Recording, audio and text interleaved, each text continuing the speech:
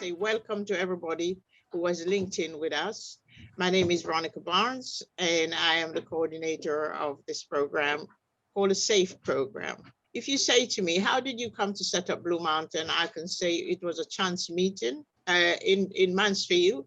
I was working with a young girl, and then I went to the one of the offices where they kind of help you with funding. And I met a lady called Lynn Williams there, and in their staff room. And she said, we had a long chat, and then she asked me, if you had £2,000, what would you do with it right now? And I said, I would like to set up a program where I can teach younger women about the menopause, and like they don't need to be taking all of the tablets and all this kind of thing. They just need to change lifestyle. And then I didn't expect to hear from her. She said, I'm going to try and help you. And so I got a call from her to tell me that I should go to Self-Help Nottingham. And I met these two wonderful people. So I met these two people from Self-Help Nottingham, and they kind of carried me because I was so nervous. I said, but I've never done nothing like this before. And they say, you can do it. And I said, well, I don't know. But they helped me along, and I was able to do what I could do. And finally, I met up these two ladies, Veronica Lee Anderson and Octavia Harris, and they both decided they want to become treasurer and secretary because we couldn't move the group on without that. And so we met up by the Lions, and it was amazing because we were coming from different directions, but we could see each other coming. And we met at the Lions, just three of us, the same time. We weren't late, it was just amazing. So we started from there. If you want to ask me anything more about the Blue Mountain, I'll tell you. But today, I'm kind of a bit tongue-tied because, like I said, I've never used the Zoom before. I just want to turn you over to Alice Farrer because she's the one that's going to be the moderator, and she's going to be the one that introduces you to the speaker and the question and answer sessions and anything else you want to be talking about. You'll have to talk about her, but talk to her. But at the minute, I'm just bowing out of. So I say thank you for all the people who have linked in with us today. And hopefully next Saturday when we do it, we'll do a better job than we're doing today. Okay, thanks a lot. Bye-bye. So welcome everybody to the SAFE project by Blue Mountain Women. My name is Eleftheria. I am a trainer for Majatu Foundation, and I have the pleasure of facilitating today's session and the subsequent ones that we're going to be having. So Veronica's already given a short introduction into the inception of Blue Mountain Women Group. But just to tell you a little bit more about the ethos of the group, it's a community-based organization made up of women from African and Caribbean backgrounds, which organizes awareness-raising seminars on women's health and other women's related issues. And their aim is to provide women with information to enable them to make informed decisions about their mental health and well-being. And we are delighted to welcome you to the first of 5 community conversations on the impact that COVID-19 has had on our mental well-being. Now, in these 5 sessions that we're going to have together, we are going to cover the impact of COVID-19. We're going to look at how we have coped and are coping with COVID-19 and the isolation, how to help during lockdown, activities that have helped us to calm down, mental health awareness and the services that are available, and also tips to taking care of our mental well-being. And in today's session, we're going to look at the first 2 of those topics, which is the impact of COVID-19 and coping with COVID-19 and the isolation. And it is my honor to introduce today's guest speaker, Cecily Mwaniki. And if it's okay, Cecily, I'm just going to give a short introduction to your very impressive resume.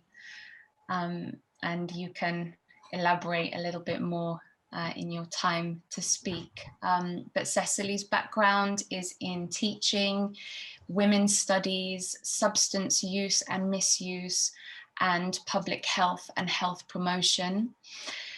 Cecily is also a licensed mental health first aid facilitator and also has trainings in basic counseling skills, motivational interviewing, cognitive behavioral therapy, emotional intelligence, and social modeling, and also organizes and facilitates other programs around health and well-being, which include healthy family relationships, financial health, and career progression, and is also the published author of 12 books and 1 co-authored book. So we are delighted to have you with us here today, Cecily.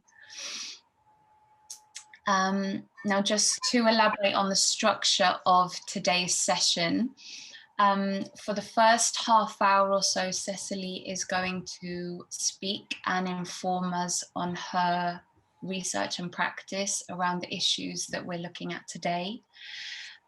We're then going to have about 20 minutes to pose questions to Cecily and reflect on the information that she has shared. And we're then going to have about an hour, hopefully maybe a little bit less, to share our experiences, our personal experiences with the group. Now, before we get into that, I think it's important that we know, we get to know each other and know who each of us are. So if it's okay, if we can just go around quickly and do some individual introductions of everyone who's here. So maybe Angie, I can pick on you to begin. Thank you, Eleftheria. My name is Angela. I work for Fearless Youth Association, and I'm here helping Veronica to conduct these conversations. Hi, I'm a friend of Veronica's. We met in the textile workshop in Sherwood. I'm based in Ilkeston in Derbyshire, and I am trained in sound therapy. I have lived experience of mental health and anxiety and other chronic health conditions. I'm also a mixed media artist, and I also make mosaics. So creativity is like my antidepressant, yeah, that's I grow my own fruit and vegetables when I can as well. Thank you. Morning, everyone. I'm Audrey Thorpe. I'm associated with Veronica. I'm a friend. We met through another group. I'm really just here to listen to me, quite honest, basically. I live in Nottingham with my husband and son, and just here to see, to hear more and listen and learn and, see what you've got to offer and what help, if there's any, I could take away from here, basically. Thank you. I met Veronica like Neela, at the textiles workshop in Sherwood, and I'm just received an invite only the other day, so I'm sort of an interested person, see what's going on. My daughter has a partner with an Afro-Caribbean background, and they have a child, my first grandchild, who is mixed race. So I've sort of got an interest in going forward, finding out what's going on. Anything else? I'm a retired person. I've just had my first vaccination because I'm over 65. Yeah, that's it. Well, my name is Hyacinth, and I'm a part of the Blue Mountain group. I've met Veronica. I know Veronica for a very long time, but a part of the group about, 78 years. Nice and Green Boys Club. I used to work at that time, but I don't work now. I retired myself, and I'm still with the group. We moved from the Boys Club. We moved a few places, but now, as you know, that we are at Carlton Road, and I'm still here with the group. And I'm the treasurer also. I play, a role in the group. My name's Winifred Thomas. I'm born and bred in Nottingham. I've grown up in Nottingham from the 50s. I am here because as a woman of the community, as a woman of consciousness, as a woman of empowerment. And I think we have a legacy that we need to ensure that this legacy that I have had from the 50s, the 60s, the 70s, the 80s, the 90s, and in the 21st century, I think we need to continue this legacy so we enable our children and grandchildren and great-grandchildren to carry on the legacy when we leave this world. So I'm here to support my sister Veronica and the work that she's doing, and women across Nottingham, the East Midlands, nationally, internationally. And so this is why I'm here today. Good morning, everyone. I'm Faye. I've known Veronica a long time. It's got to be over 30 years ago when we met at a project that Leisure Services were running. And then I joined Blue Mountain only a few years ago, but I've always tried to support Veronica and group members. I look forward and hope to gain a lot from the 5 meetings, and I'm sure I'll thoroughly enjoy it. Okay, thank you. I'm Trifina Anderson, and I was sent the request to join this meeting, Safe Project, and Miss Veronica, she can vouch for me, and there's Audrey over there. I'm from Slave Trade Legacies and quite a few other projects. So I want to thank everybody today who has made the effort to join us, whether they're speaking or not speaking, whether they're at home just watching. I just want to say to you, appreciate your support. There's so many people I want to thank, but I think when you finish doing the talk and the question answers, and I'll just give a vote of thanks. I need to write down so many things because my brain don't work. So I got too many things in my brain. I think I need to put a computer in to access some of the information so my brain don't get too tired and worked out. So I just want to thank you. You're doing a great job. I really want to listen to the speaker because I am not the speaker. So I shouldn't be talking too much. So I just want to turn things over to yourselves and the speaker and anybody else who has joined us who want to have something to say. I want to leave time for you. Yes. Thank you very much. Okay. Without any further ado, it's my pleasure to introduce you to Cecily Monique.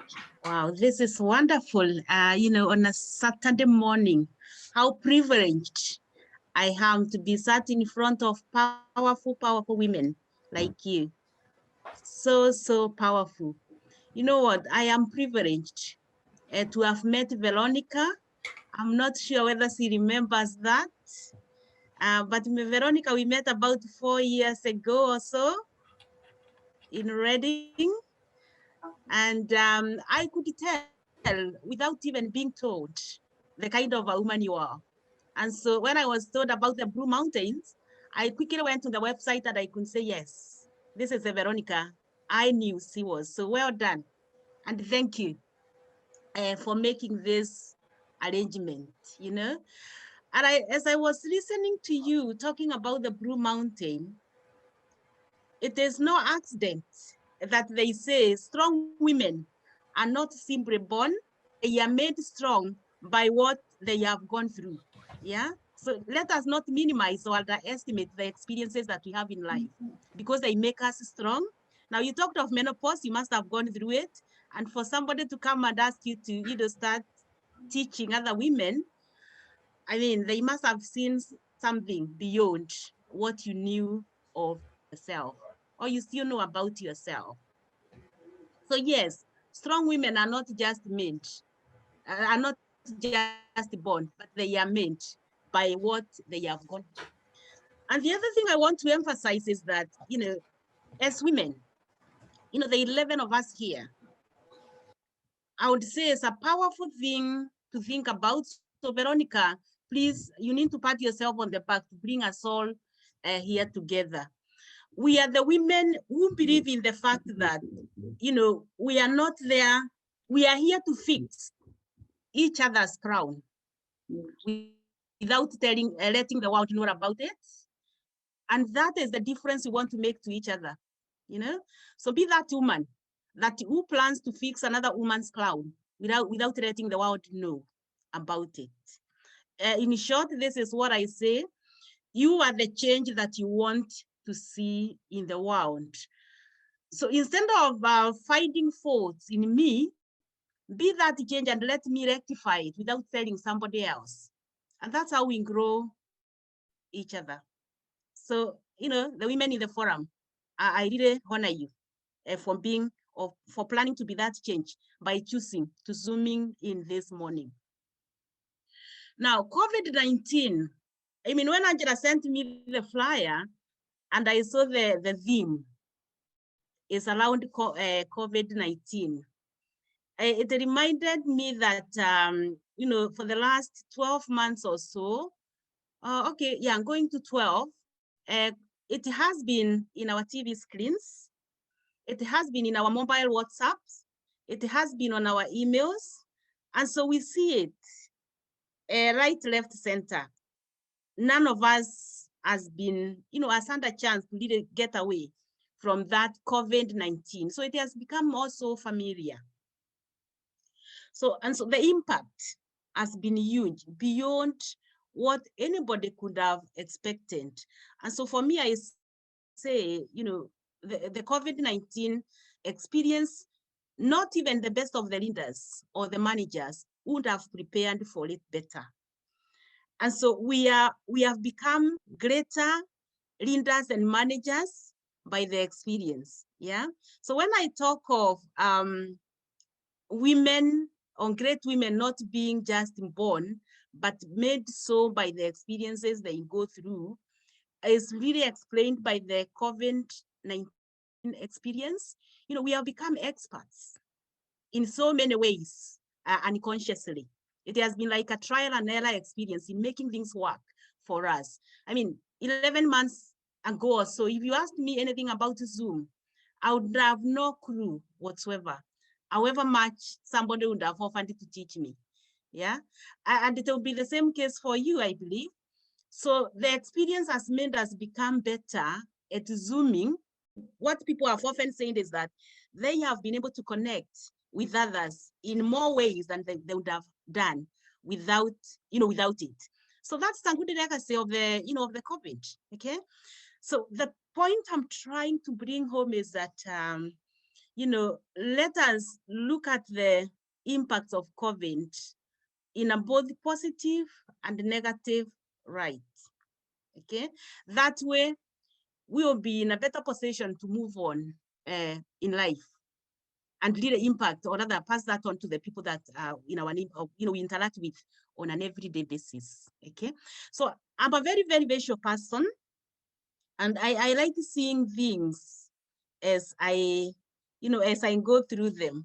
So Angela, are you okay to co-host me so that I share one or two things? Yes, definitely. Thank you. Thank you. Thank you. Yeah, but really, really nice to see you all. And I believe by the time we finish, we will all be empowered to go out there and be, you know, continue being that change that we are seeking. Okay, so let me share a PowerPoint with you so that we can all, you know, we can see what we are talking about. By just looking at that image, yeah, so impact of COVID-19, a story of resilience and renewed commitment. Now, if you didn't know, I am putting to you this morning that you are part of that story and you are part of that renewed commitment. Why? Because you have come together and innovatively tried to change things for the better in the way you have connected with each other, and more so in the way you have tried to, you know, to live well even with the COVID itself. Like we always say, things that you cannot change, embrace them and live with them, as opposed to allowing them put you down. So when you look at that image, you notice that there is a young man there, and in front of him is, I don't know, there are heavy stones and, some white stuff. So I want to imagine it's a waterfall, but it will depend on how you interpret it. But clearly it's in a deep valley, and in valleys, when there are difficulties, you can imagine all sorts of things could happen.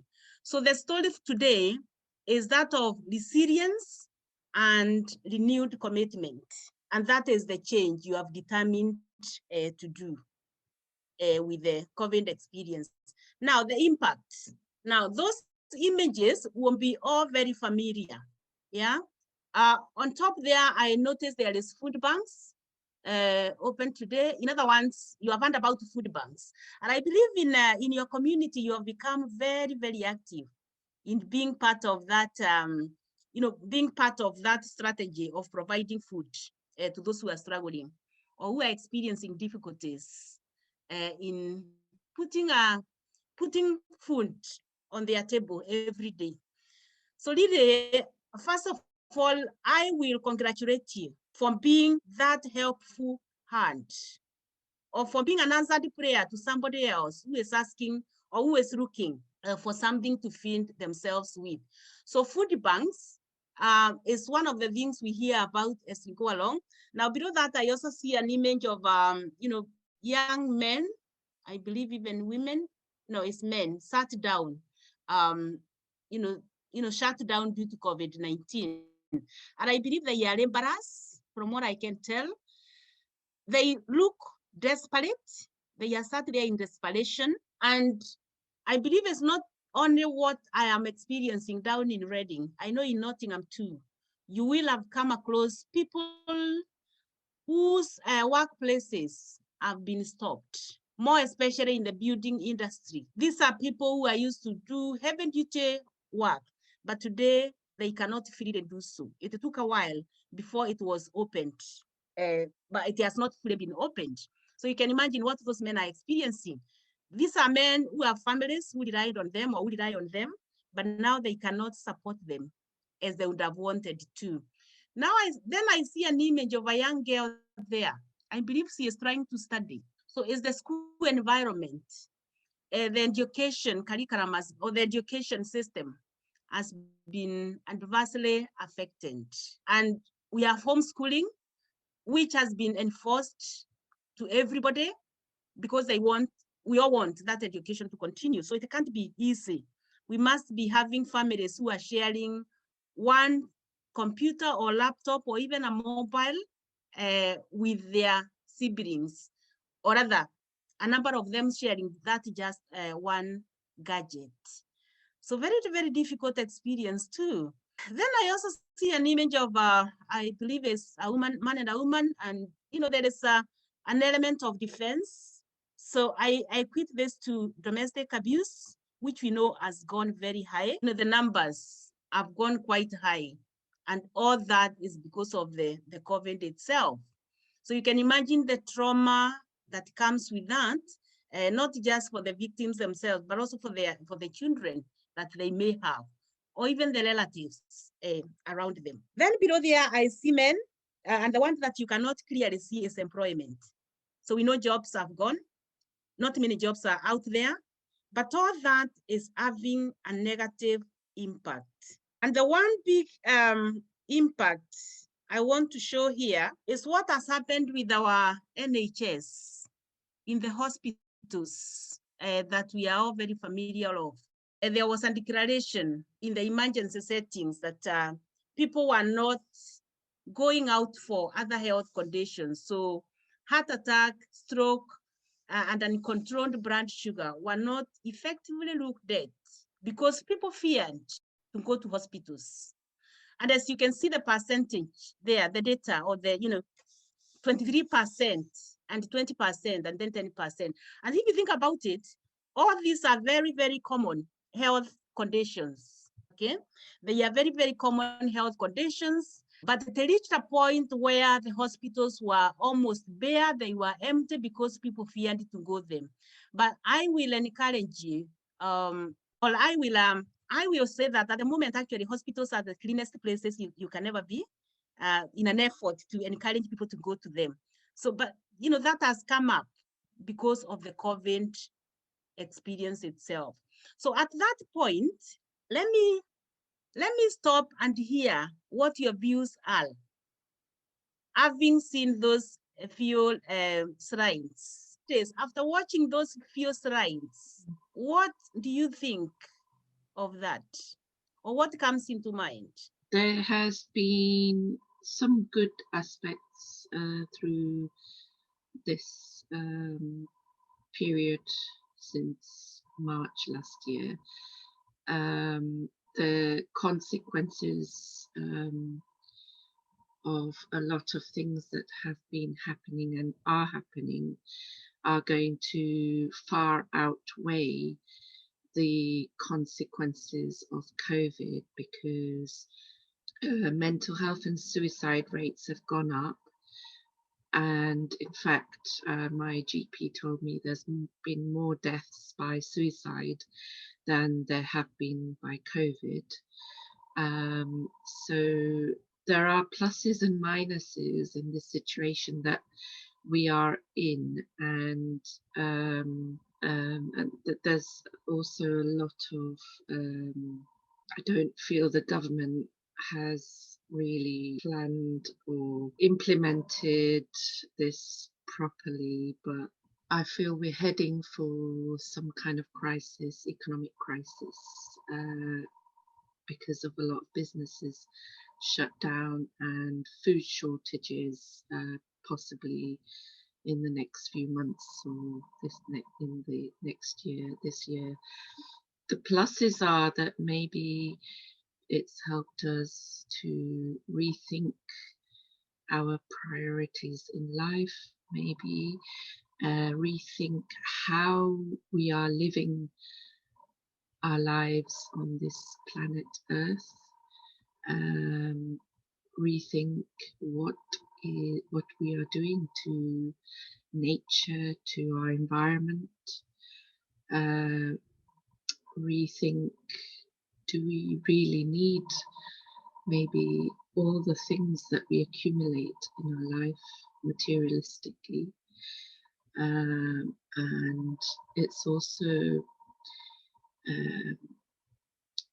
highlighted the importance of community that we have lost over so many years, this aspect of togetherness and community and communicating with each other.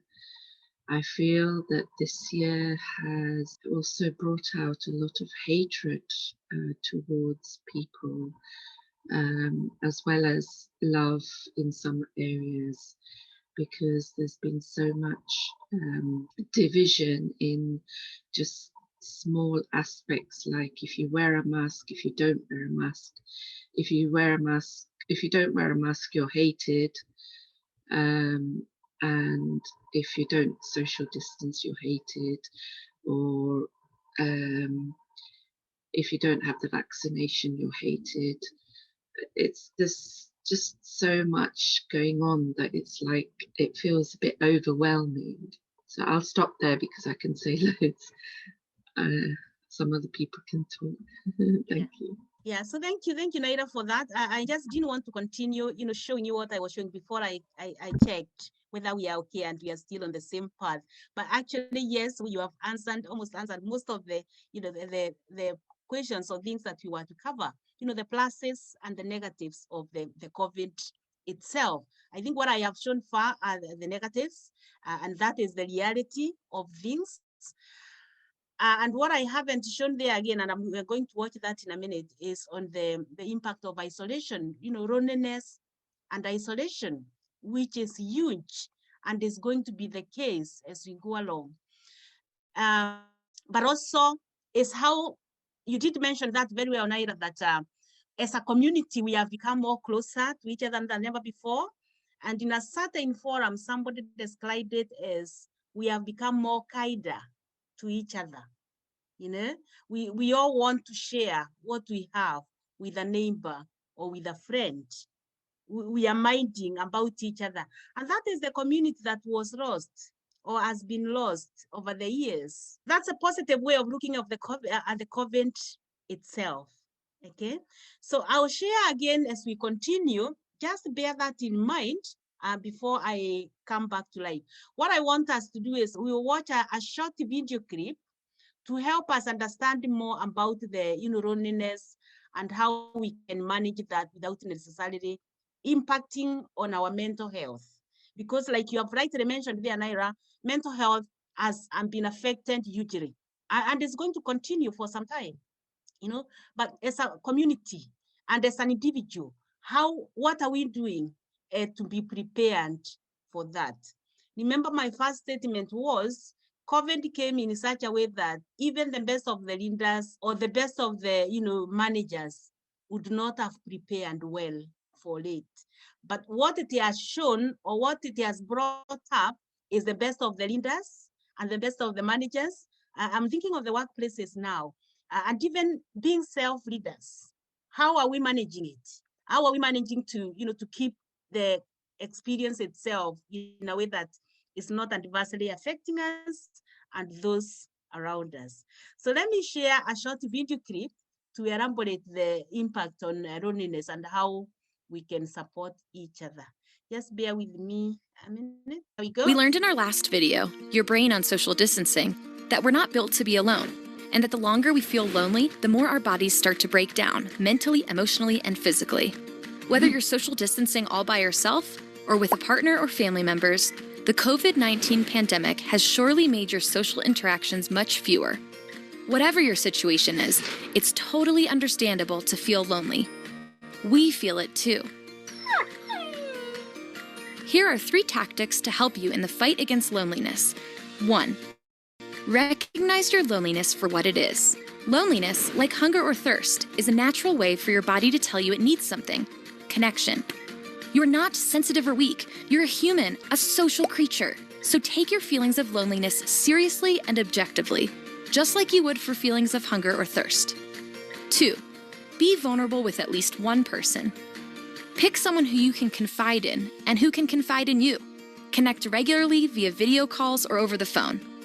It can be scary to talk about your feelings, but you'll both find that it's a great remedy for loneliness. 3. Be part of something bigger than yourself. Participating in greater society is critical for feeling connected. Thanks to technology, you can connect to something bigger without leaving your home. Consider finding a cause or nonprofit to follow and support. Lastly, we want you to know that you're not alone in your loneliness. In fact, this is one of the rare times in history that people all around the world, of all different cultures, languages, socioeconomic groups, are experiencing the same thing together. We have more great videos coming your way, so be sure to click subscribe for more content and resources to stay happy. I thought that was a beautiful, beautiful way of me going quiet before we can start having the conversation. But I just wanted you to realize that one of the major, not that others are not major, but one of the, actually what I consider to be major impacts of COVID-19 is the loneliness and isolation that it has caused. Yeah, and the video has given us a few tips to manage that well. Actually, one of them being acknowledging the fact that you are lonely.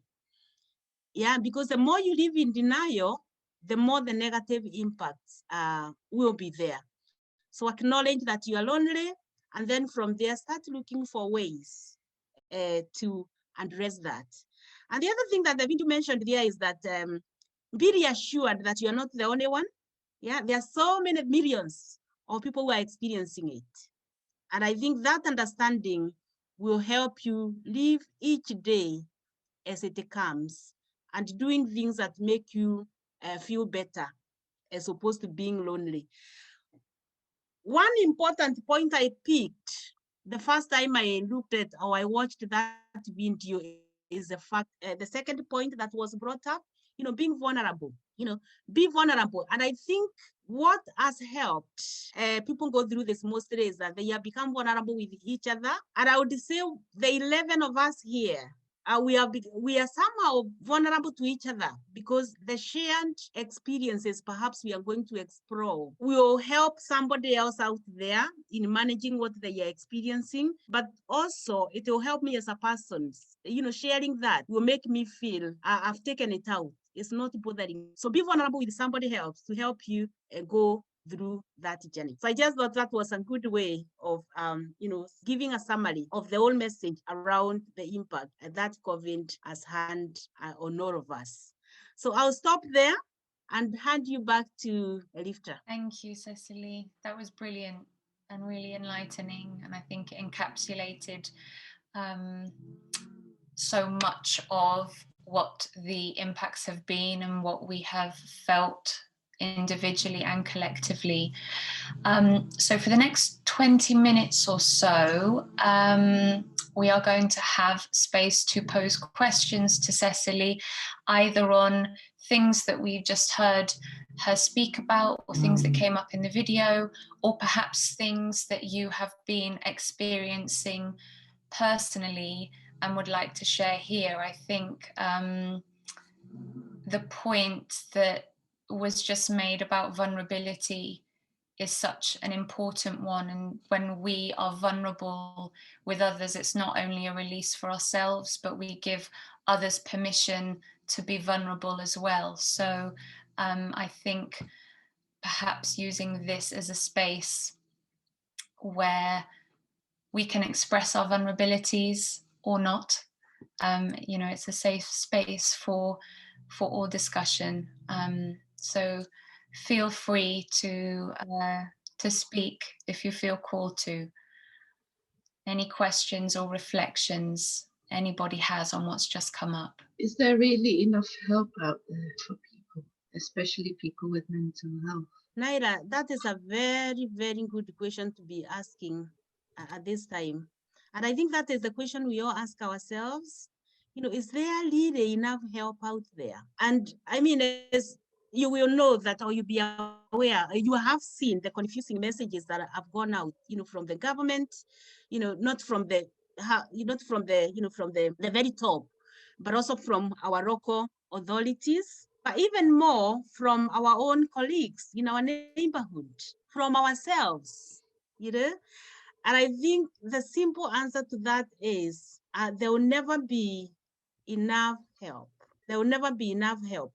And the only enough is the help that you give yourself.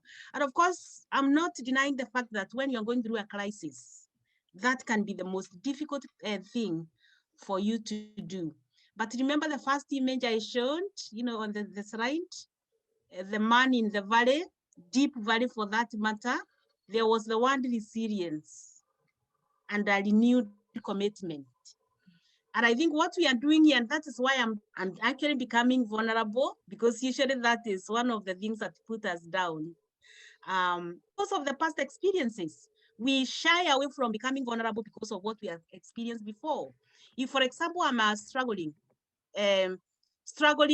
to get food for my children or for my relatives, I'll shy away from telling a friend or a sister in church or a family member because of the fear of the backlashes that you get, the ridicule for that matter, the shaming, and all the rest of it.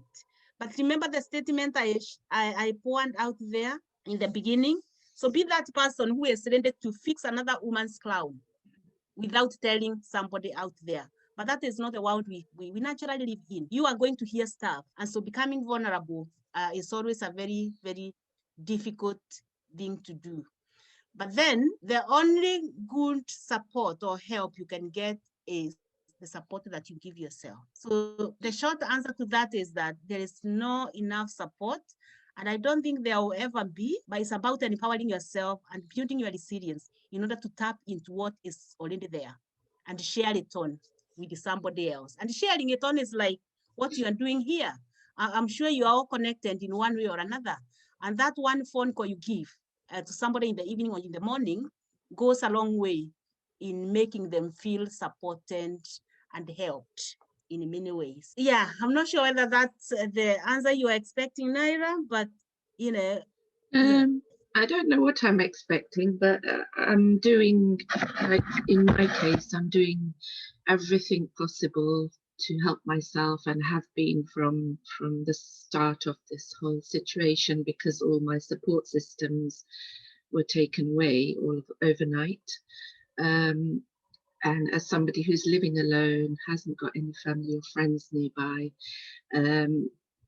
it's been a real challenge, and somebody who is experiencing mental health issues and anxiety issues, but I've also, in a way to combat that, I've tried to offer help as a volunteer to organizations to actually go and help other people. And that's also been rejected because people aren't taking on volunteers as such because of COVID. And so you can't go and help other people either, which is, to me, it's contradictory, because it's a time when a lot of people need help. And by helping other people, we can help ourselves too sometimes. Within reason, and within whatever energy and time we have, and health, if health permits. So it's it's a very challenging time. Yeah. Thank you for sharing that, Naira. And again, that's one of the ways of becoming vulnerable. You're in a safe space. I would retaliate what after saying there. Yeah, you're right. When you're not well, and I did mention in the beginning, is that when you're going through a crisis like we are all going through, is one of the hardest times to feel that you are helping yourself. And really, in the world of mental health, we say, or naturally we say, volunteering is one of the 5 ways to keeping well. Volunteering is one of the 5 ways of keeping well. And if you're going out there and being told, there is no place to volunteer or no space, that can be difficult to take in when you know so many people out there needing the help. And I think I remember I mentioned that one of the impacts of COVID is the impact it has had on employment or on jobs. People have lost jobs, and few jobs are being created out there. And I would take volunteering to be one of those, and especially depending on where you are going to look for volunteering opportunities. Because not most of those places are open. There are some of those that have been closed. In my Morocco area, I noticed that the charities I knew of, and the very busy charities, they have not been opened for the last 4 months. They did open around August, September, October, and then they were closed again. So I bet it's the same in Nottingham, but this is part of what is happening in the world of employment. What I would encourage is, volunteering is all about giving something out there. But of course, where you give or where you choose to give makes all the difference in the satisfaction that you get. So I would encourage you to take the giving concept itself and try to give whatever it is. And where you have been refused not to, look at another direction. So in this case, giving could be giving a family member a call.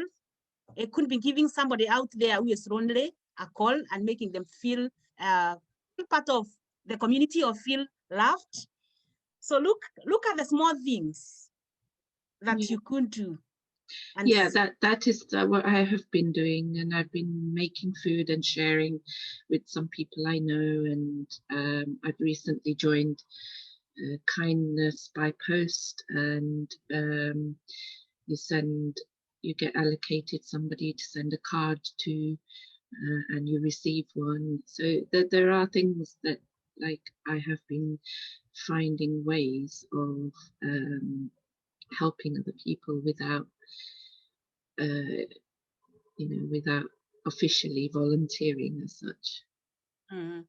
Yeah, and that's very important. And I think in some of the other Zoom forums, you may find some of them focus on the ways that you can volunteer, other ways you can, keep well. And one of them being volunteering, but it's the ways that you can volunteer, which is shared. And it's usually very good to hear other ways people are volunteering or giving their time. And this is what I call having your wellness toolbox or your well-being toolbox. In that box, you put in all the things that keep you well. And one of them is usually volunteering. Yeah, of course, that tool in some ways, especially in your case now, it has been taken away because it's not in the many places that you can go. But think of the other tools that are in that toolbox that you can use in place of what you could have used for volunteering to keep you. So thank you for that. I just want to say that I was a little bit surprised at the number of suicide that you mentioned, and the rate, the numbers that was a bit alarming. The people that are taking their lives through this time, that I found it's not been addressed at all, because we hardly hear anything about that. Each day we hear about the COVID death and illnesses from COVID and things like that. But I know, and they do, admittedly, must admit, that do touch on mental health. But the rate of suicide, I find that quite alarming, that it's not being touched or addressed, or we haven't heard anything. Well, I personally haven't, and I listen to the news daily. And, that is quite shocking and frightening. And if that's the case, I'm not, that is the case, it needs addressing as well, definitely, because it'd be a lot of younger people that will be taking their lives as well because of the job loss and, probably other problem not in education, and, a lot of things happen. Our lives have been turned upside down, and during the last year, literally, we turned up on our head. We've been, a lot of us, in a state of confusion, and we really, honestly, don't know where this is going to end and when it's going to end. We don't know if the vaccine is going to work. We don't know. We're a lot of confusion and a lot of questions that need answering. And I don't know why there are things that we're not being told as well. So that's it. Basically, we just I do to keep myself safe. I do try and do whatever is required of me and my family, and to help, to save lives and save the NHS and, help others. But yeah, and keep healthy and do by local walks and things like that, and, try and keep away from the shops as much as possible and public transport or whatever. And keep myself occupied and keep my brain working as well, not just, sort of doing puzzles and walk, just generally keeping my well-being and my family well-being, and others around me healthy, and looking after ourselves. But for the suicide rate that you mentioned is like just astounding, really. So to me, I find that quite shocking that we don't hear anything about that side of people dying from that. Mhm. That's it basically, really. At the moment, it's just we're in a sad and terrifying place at the moment. Just don't know how we're going to get out of it, but we just still need to support each other as much as we can, in the best way we can. That's it basically. And thank you, Audrey. Thank you so much there. Right. Yeah. I don't know whether you are aware, but really you have put in a lot of tools in my toolbox already. You have talked about a few things that I've put into my toolbox, things that you're using to keep you well. That's good. So That's thank good. you. That's good. Thank you. Yes, but you have brought in a very, you picked on a very important aspect of well-being that is perhaps not being talked about much. Yeah. No, not the a lot. COVID No. experience, but actually even before the COVID experience, it was not much talked about. Now, suicide. We know the stigma and the taboos that come along with that, and that is one of the reasons why it was not talked about much before COVID, and now even COVID, when it has become quite a, an issue. I mean, suicide, the numbers or the rates are quite high. And we know that there is, the female and the male numbers are different. We also know that the age range matters or differs, but we are seeing more of young people now than we ever did before. And with the suicide, I would say, if you think about road accidents, if you compare road accidents and suicide, we have more suicide than we have the road accidents. That is according to the public health figures. Okay, and the reason why, one of the reasons why it is not talked about much is to do with the stigma, but also the taboos, especially from the BME communities. We consider that a taboo, and we think when we talk about it, we are putting ideas into people to go and, put that into action, which is through road accidents on a single day. Okay. When we think of the age range, you know that pre-COVID, men between the ages of, I believe, 40 to 49 were the most at risk. But of course, that has moved on. It has gone a bit higher, and there are reasons to explain that. For the young people, it has gone up. Of course, COVID has not helped. And you're right. I think we need to be hearing more of that than ever before. I know mental health first aid training or company itself has taken a step further by trying to train as many people, as many first aiders out there, specifically on suicide. Yeah. That's how difficult the problem is, or how, that's how much they are determined to address the issue of suicide. In the local authorities, I know they have taken also a step or a strategy where they are addressing the suicide, especially for the BME communities. So that's one of the positive things that is, happening, focusing more on the suicide. For the BME communities, they are advocating for culturally tailored suicide trainings so that we can understand, or people can be supported from where they are led in terms of their thinking, their behaviors, and anything. Yeah, so look after yourself first. Your personal safety is more important than anything else to help you help somebody else out there. So thank you for sharing that, and well done for adding some tools to my toolbox. I'm glad I was able to be help. Thank you. So we look at the increase of suicide rate, and I think in Nottingham here, people aren't aware how many people in Nottingham from March this year that has actually taken their lives in Nottingham.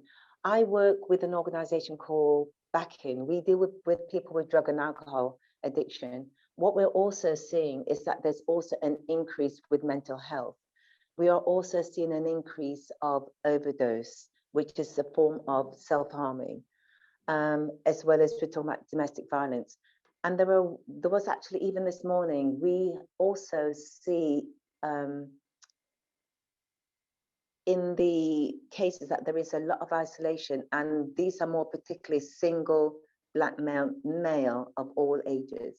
So it's looking at, even though we're talking about women as such, but I think also we need to know how we're engaging both with the single elderly women, but also this isolated men. I was on the bus this morning just to find out that a man who is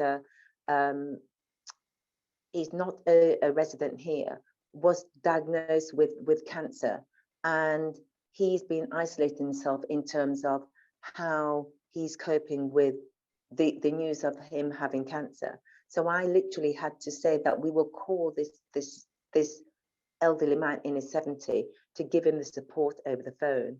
And there is something that we still need to be connected. And I think it is a time that we can be very creative in terms of, though we don't see each other, but we've got things like Zoom, we've got things like the internet, but there are things about just picking up the phone and calling on the phone, because I am reaching out to people in places like Bermuda, and I'm on the phone for all hours of the morning just to make connections, to get people out of drug dens who are coming out of the institution of hospitals, and they are not being supported, coming out of the prison system that's not being supported.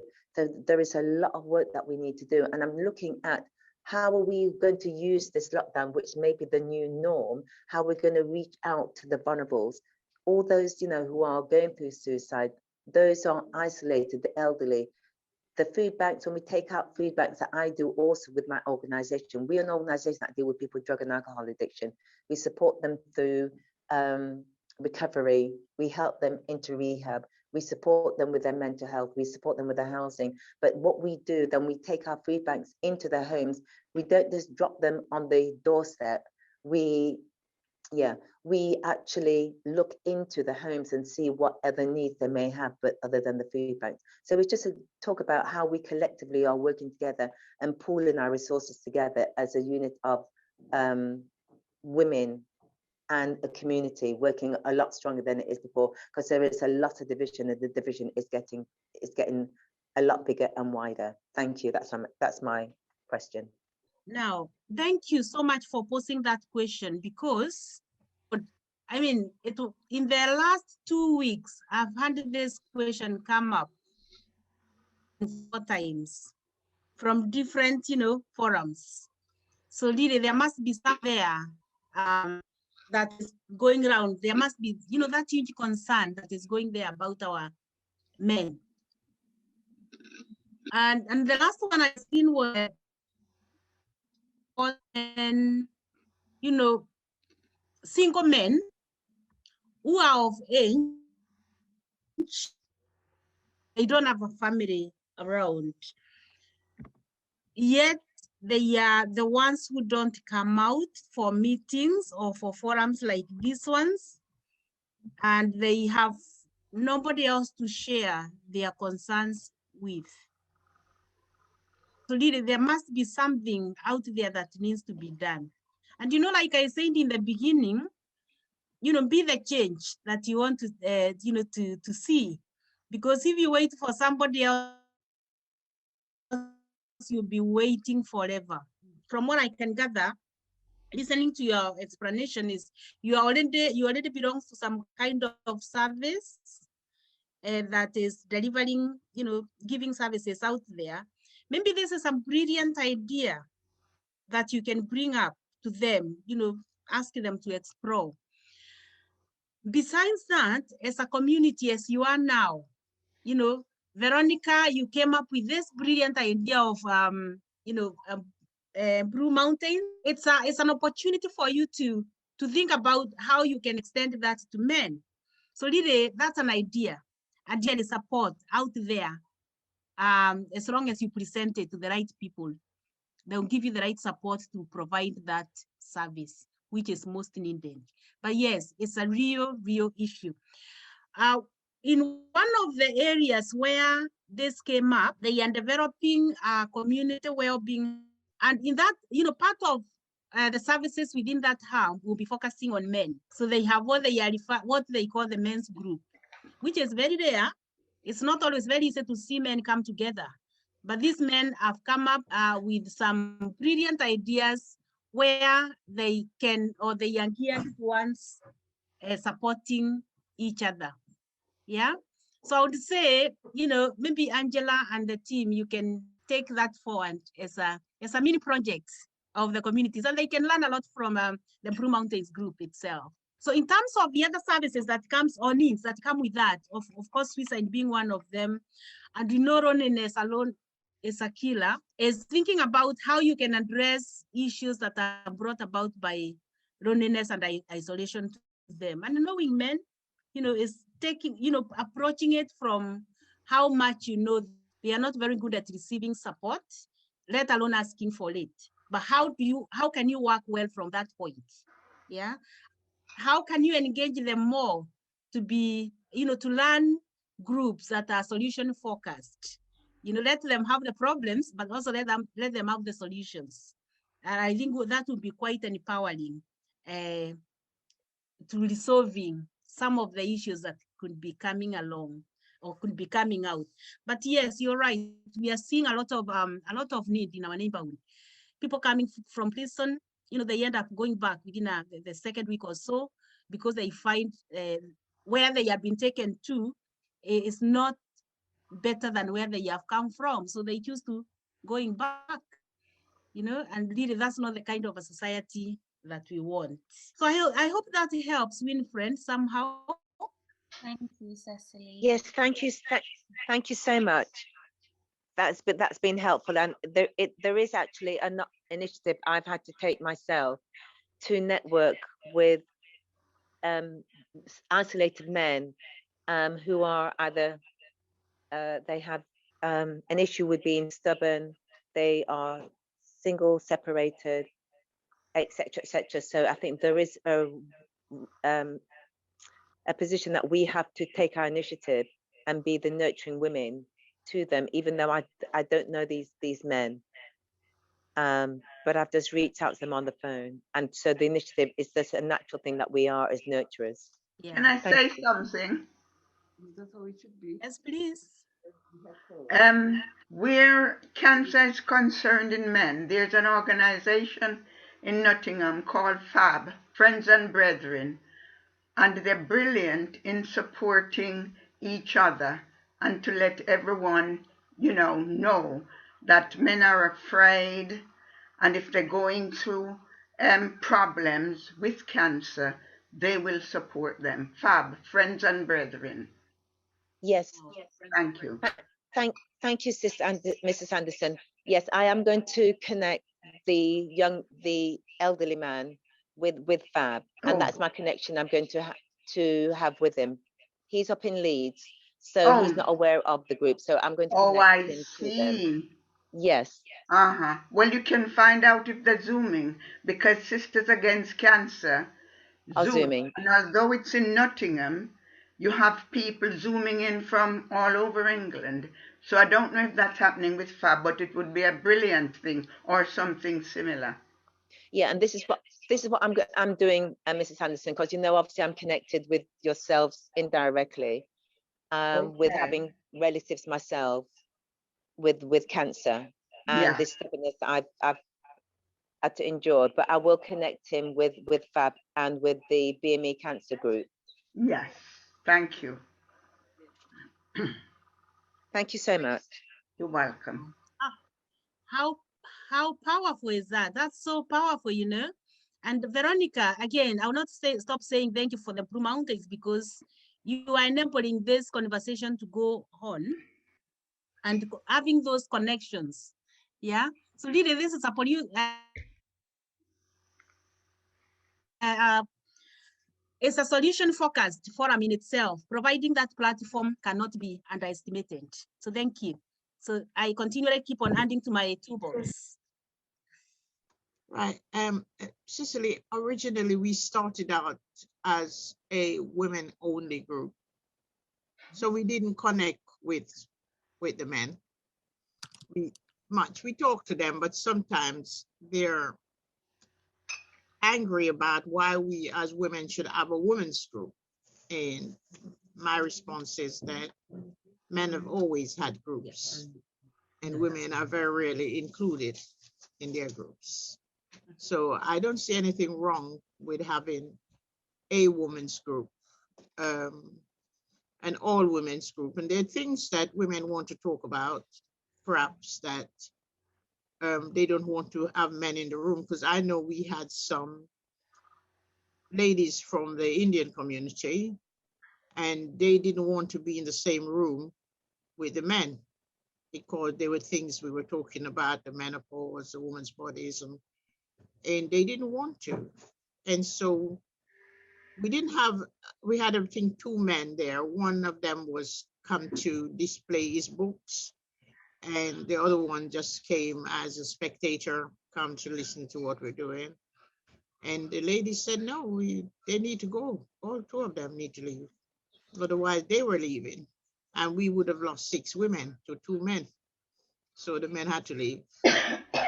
So I'm not quite sure where we take some of this and we pass on to male, like Friends and Brethren or the groups that are in the community. We can pass on information to them. But I quite like the idea of having a whole female group, but I don't mind sharing information with them. And yeah, and that is empowering them really in such a powerful way. And I mean, yeah, the reason why we have most of the services, for example, women's aid, you'll notice that they have women's only forums because of some safety issues. But also for us, it's more to do with some cultural elements. But I think we are as we develop or as we go on, we notice that people are working more closely together. Yeah, so there is nothing wrong with sharing the information, but also welcoming them depending on what conversation you are having. Yeah, I suppose it's not, but as long as they know that. So if it is a conversation to do with investments, let's say, I'm sure anybody would benefit from that. But when it comes to health issues, perhaps, or some other social issues, perhaps some women will shy away sharing them in front of men and vice versa. So I guess it will depend on what is being discussed. But, there is nothing wrong with encouraging them to come up with their own forum by I don't mind sharing. each What other. do the other ladies, They can invite you, invite them too. Yes. What do the other women think? The women who are linked up to this group, to this seminar today, what do they think about having men in the group? I don't mind sharing information, and I don't even mind them come and sit down while we're doing what we're doing. I don't mind. I just think that we should have our own forum where we manage, look after our things and do. And then there are forums where we work together with men, but it's not like they take over our group. I feel we should have our own group and the men can have their own group. And when we have AGMs or anything special, then we intermix. We can be invited to their part and they can be invited to our part, of what's going on. I agree with that. I do agree. Thank you. I think Audrey had her hand raised as well. Fantastic, yeah. Audrey, you may need to unmute yourself. Right, yeah. I was just saying I do agree with they having us women having a women-only group, but I think we also need to have a group where we include men so that they know what's going on and understand women better as a group. And it's not just probably the wife or the partner just speaking to them, but that is a thing that we all share. And when they hear all the women coming together and voicing the same thing and agreeing on the same problem or the same, probably not problem, but the same things that we have to deal with in life, then I think they'll probably understand a little bit more rather than just having their wives or partners speaking to them and they're probably, they're just moaning about something or whatever. But I think it's a good idea to have them included as well in a group session. But also, I think it's also a good idea just to have us women have our own time together as a group to discuss things that we probably without the men. I'm not sure. I do agree with you, Audrey, that we need to share information, you know what I mean? Yeah. We can't keep separate. No. When I was at university, we were talking about women together, men together, women separate. And this lady, she's an American, and she was talking about Black men, I don't want to go into too much of it, take too much time right now. Yeah. But I would say to her, but have you ever lived in the Black community? No. Do you know about our history? No. I said, you can't make blanket statements like that, because at the end of the day, they've all we've got. We haven't got anybody else. No matter how bad and how wicked other people see them, they're all we got. And we, as women, have to protect them, because that's all we got. So I understand what you're saying. I'm just saying, I just feel that we need to have a all-female group, so we can share all female issues. Oh, definitely. I don't mean to segregate from Black men, because we haven't got anybody. So that's my point. Yeah, I agree. with that. Yeah, I think all these ideas are brilliant. And, you know, in the times we are in, addressing the crisis that we are in, it's good to think about what each other's input goes a long way. And it's that togetherness, but also is the different ways we are working, which is helping us address the crisis that we are all experiencing. So to end, I will say that, you know, the forum has got such rich wealth of ideas. Please build on them, and be a power to reckon with within the community that you are in making that most needed difference. At the moment, I think you are more needed than ever before to addressing the problems that we are all experiencing. But you know what? Doubt and confidence gets in the way of us being part of that change. And we become very good at saying, oh, it was so and so, you know, that officer didn't like us, or if we did ABCD, we would have done much better. So yeah, don't blame yourself, and also don't regret of your past, you know. In fact, as somebody said this, you don't regret on the past. You know, you only need to regret on the time you wasted with the wrong people. Yeah. And by you being together, the 11 you here, you are the right-minded. You are speaking the same language, you understand why you are having to think about addressing the impacts of the COVID. So don't think about what didn't happen in the past, but think about the time you wasted with the wrong people and start being that change that you really want to see. And lastly, what I would say is that community work is brilliant because you can see the change that you are making, but also it can be very difficult when you think people are not listening to you. For that, I would say it does not matter if 1 million people tell you what you can't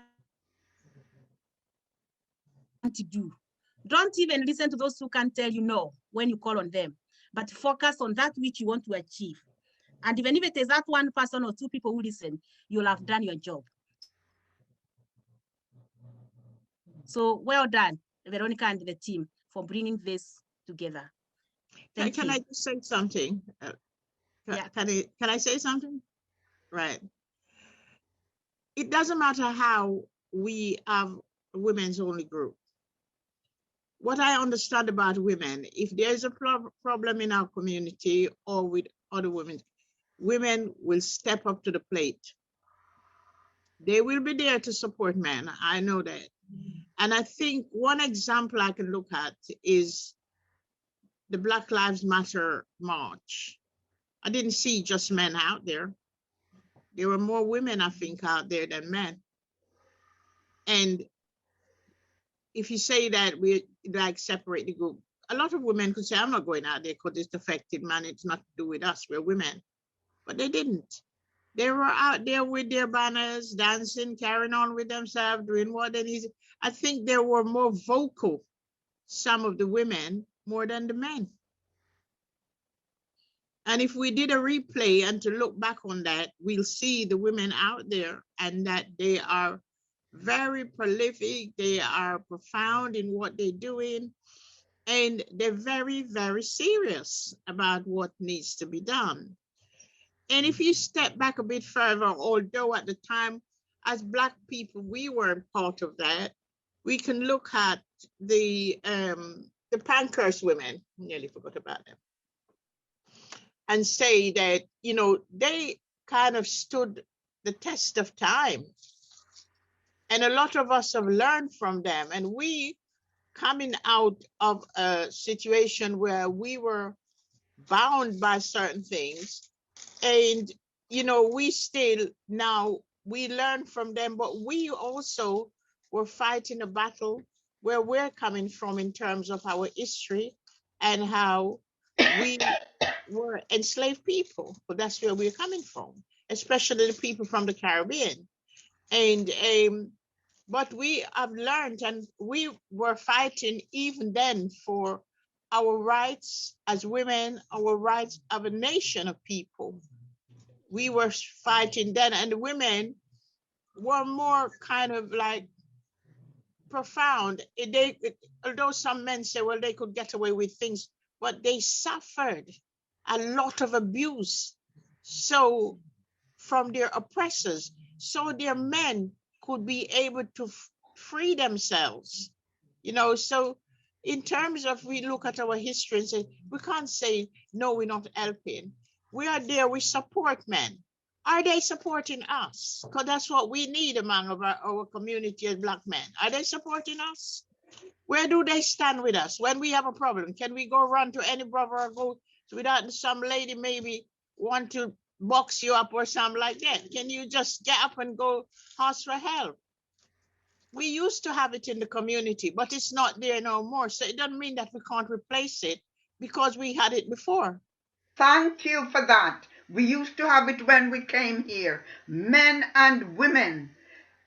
Anyone Black woman is hurt in the street, the Black men will be out there, and they will be out there to protect you. Thank you for saying that, but all that is gone. I don't know why.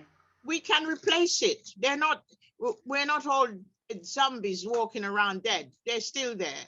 Do we need to wake them up? And if we do, how? How do we do it? I would like to see that. Yeah, well, they're there. And it doesn't mean that it can't happen again. It can happen again. We have a new generation coming up, brought up in this country, born, you know, a lot of us, when we came here, we come here from the Caribbean. We came here with our own kind of, you know, lifestyle, whatever. And, you know, like now, a lot of the children are growing up, they have no connection with the Caribbean. Exactly. They have no connection whatsoever. Those are the things we need to be looking at. Why? They don't want to hear nothing about the Caribbean. Hey, all we ever talk about is slavery and this. It's your history. And the reason why we talk about it, and I speak to young people, male and female out there, the reason why it's not being addressed. The genocide against us has never been addressed. So how can you move on when it's not being dealt with? It's not being dealt with. And it's really not all about slavery. I always say to people when I talk to them, one thing I'm proud about, we had 400 years of slavery where we never could read or write. We couldn't go nowhere. We couldn't, this works on this lockdown they have right now. Yeah. But still, we have produced some of the greatest minds in the world today. Whether we are in America or wherever, all of us who went through enslavement, we have produced some of the greatest minds, scientists, all kinds. And these are the things we need to look at and build on. Yeah, and you're very right. I think I need to stop talking. And I like that, Veronica. I really like that. Remember my first statement? Strong women are not simply born. Thank you. But they are built by their experiences. And I think, you know, the experiences you have all gone through have made the strong women you are. And be thinking of things like this during the crisis clearly shows that. So thank you for being so empowering and even empowering others. But Cicely, sometimes they talk about strong women. I was talking to another young woman the other day about the term strong women. Mm-hmm. What does it actually mean? Because sometimes men will say to you, but you're strong, you can do this, you can do. But no, we are not strong. We are human beings. We're prone to failures and mistakes like anybody else. And when I need that help, I need you to be there, not to tell me that I'm a strong woman. I'm strong because life has made me resilient to certain experience that I've had over time.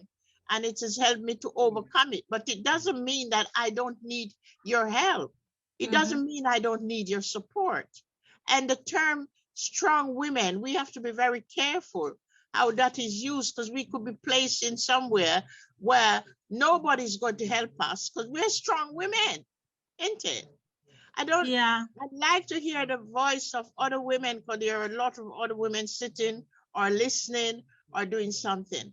But I'd like to hear your opinion, because I don't want people to say, hey, that goes at Veronica again, really bossy woman, want to take over everything. No, I don't. But I have a voice and I want to use it. And I don't want it to tear down Black men, because like I say, they've all we've got. No matter how bad and wicked we might think for other people, they've all we've got. We ain't got nothing else. You got to work with what you got. That's my point. Yeah, and this is where we become, that voice helps us to demystify, that understanding, of the terminologies used out there, because we miss out when we are classified as strong, but actually internally perhaps struggling, but also not getting the support that we need because we are seen as strong. So this is where our voice is needed, and it goes a long way in empowering other women. True, Ellis Farah. True. I drink to that. I think that is a really powerful note to end this first conversation on. I'd also just like to draw your attention to something Neela wrote in the chat. Is it possible that the real virus being spread in the world and amongst humanity is actually fear? Fear can also kill. Perhaps that is something that we can take through into next week's conversation. I'm sorry, I feel like I'm cutting short what could be an hours long conversation. There is so much to discuss here. And thank you to everyone who is here today for your presence and for your contributions. This really is such a powerful space. And thank you, Cecily, for guiding the conversation in such an empowering direction, because I think when we think of COVID and when we think of its impact, we often think of it in very disempowering terms. But you have really guided us to think about it, to kind of reclaim it in a way that is empowering to us. So I am very grateful for that. And I'm sure that is shared by everybody here today. The next conversation will be next week, next Saturday. Let me just see where I've noted down the date. Yes, the 20th of February, Saturday the 20th, same time, 11 till 1 p.m. And the topic will be on how we can help during lockdown. So I think we touched upon that today, but we'll really be getting into the practical ways that we can help ourselves and each other. So before we end, are there any last comments? Anything anyone has on their chest they would like to share before we end?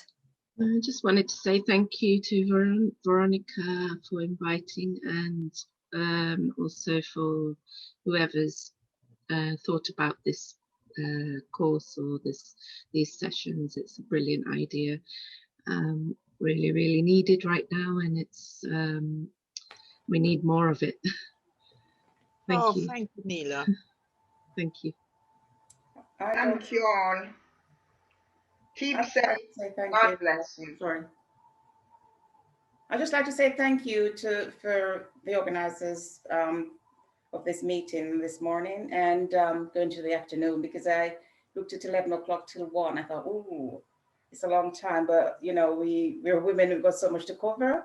And I'm thinking now, as someone just said, we could have gone on for perhaps another hour or so, and yeah, there's so much to talk about, and there's so the issues at present time.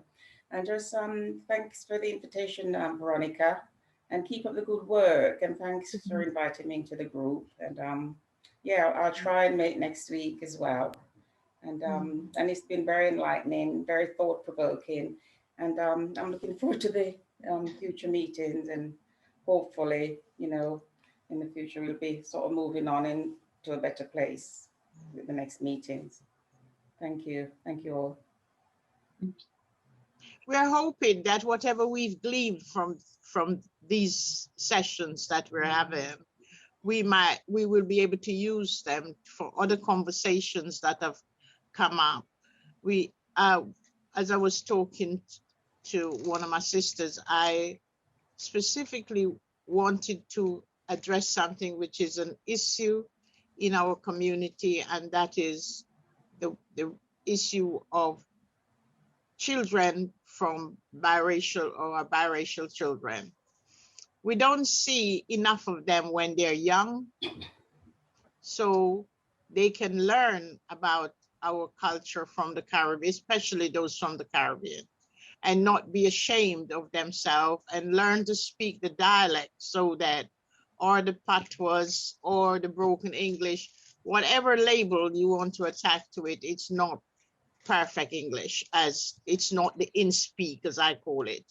So it'd be good if the children, if parents can allow it, especially their girls, to be able to have more interaction with people from the Caribbean, especially Caribbean women. And if there are anybody out there and you feel that, you know, you're not coping with that side of things, do contact us and we will try to help as much as we can, because we don't want the children from mixed relationship to feel isolated. We want them to belong, because if they were in the Caribbean, they wouldn't be isolated. Their granny would take them every school holiday. They would go into granny. We don't have that forum here in this country. But I know in the Caribbean, no matter what kind of mix you come from, you can go to granny. And when school is on holiday, granny yards look like the United Nations, because there's such a mix of people at grannies. So I just want to say that. All right, we will leave it there, everybody. Enjoy your Saturday, the rest of your weekend.